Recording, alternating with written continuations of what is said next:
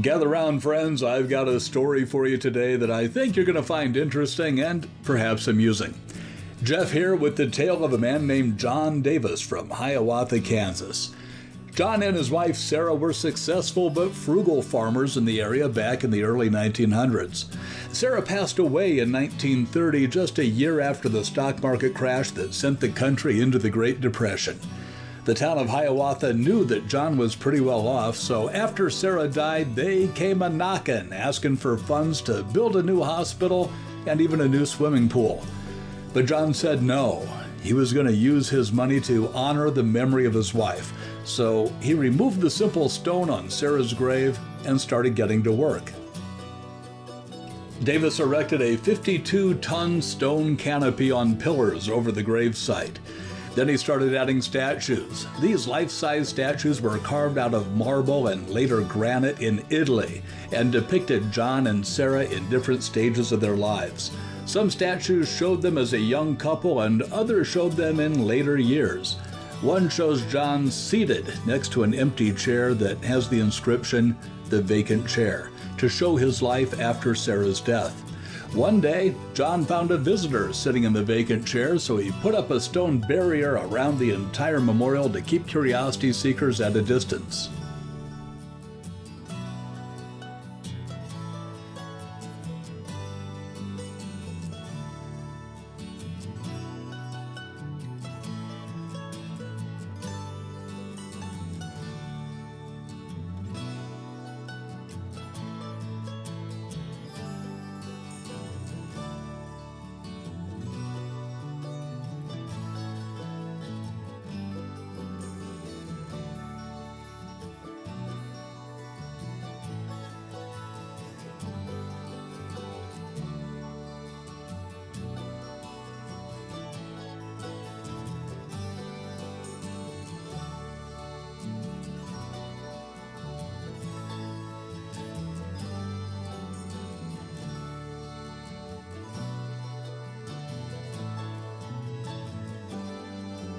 Some of the statues showed John without his left hand, which he lost in a farming accident, and one statue shows John without a beard because his beard had caught fire in another farming accident.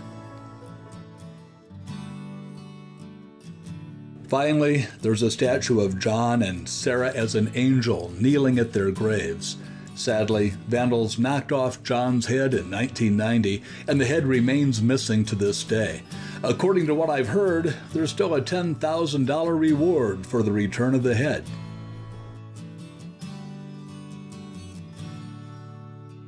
If you find this type of quirkiness interesting, please like this video and consider subscribing to the Backroads Tourist channel. I've done a lot of odd stories like this one, and there's plenty more to come, and I don't want you to miss any of it. John wouldn't say how much the memorial cost him, but some estimates range up to $200,000, which in today's money would be over $4 million. The town thought the money would have been better spent on a town swimming pool or a hospital, but John said there was no way that he'd be able to make everyone happy, and after all, it was his money, so he'd spend it as he pleased. When John Davis died in 1947 at the age of 92, he was buried next to his wife. The town of Hiawatha still held a grudge, and only about a dozen people attended his funeral. What people didn't know was that over the years, John had quietly given away tens of thousands of dollars to those in need, usually a few $100s at a time. John wasn't the greedy miser that everyone had made him out to be.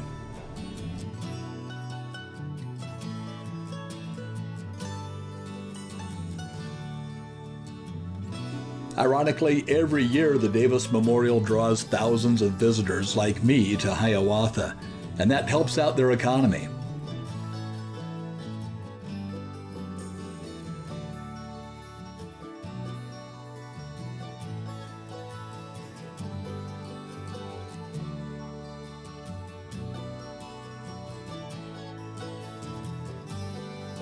Thanks again for watching today. I'm Jeff, and I'll see you on the Backroads.